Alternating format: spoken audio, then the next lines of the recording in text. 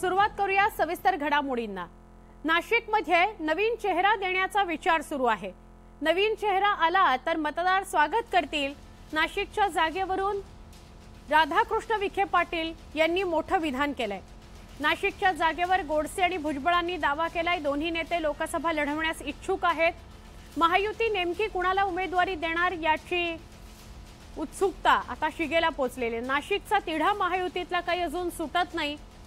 भाजपलाही ही जागा हवी आहे, राष्ट्रवादी काँग्रेसला ही जागा सुटली आहे, पण शिवसेनेनं सुद्धा दावा केलाय कारण विद्यमान खासदार शिवसेनेचे आहेत। भुजबळांचं नाव समोर येत होतं, दिल्लीतून त्यांना फोन आलाय असं त्यांनी सांगितलं होतं।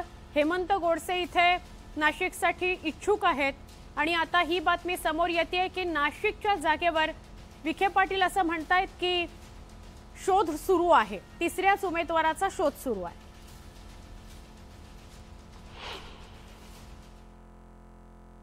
कार्यकर्त्यांचा आग्रह की तिथं पक्षाची ताकद जास्त असल्यामुळे उमेदवारी आम्हाला मिळाली। विद्यमान खासदार गोडसे साहेब आहेत, ते म्हणतात मलाच मिळाली पाहिजे। आदरणीय भुजबळ साहेबांचा तो आग्रह आहे।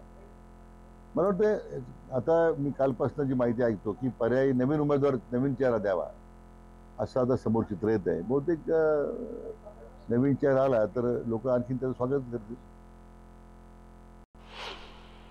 आमचे प्रतिनिधी हरीश दिमोटे यांच्याशी बोलूया।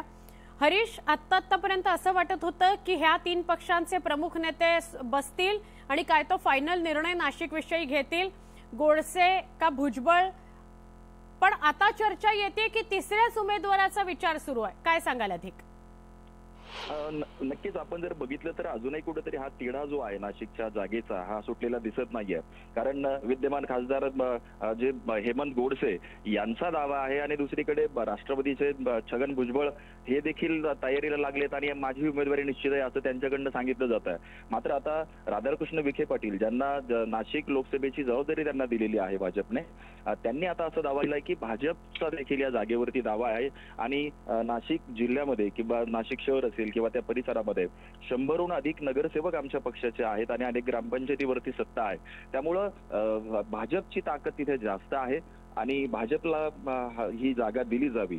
मात्र जर समजा शिंदे गटाच्या यांना हेमंत गोडसेंना उमेदवारी मिळते की भुजबळांना, ही चर्चा सुरू असताना तिसरा चेहरा दिला जाईल असं जे त्यांनी केलेलं सुतोवाच आहे। त्यामुळे आता नवीन चर्चा सुरू झालेल्या आहेत। मग ही जागा शिंदे गटाला मिळते का?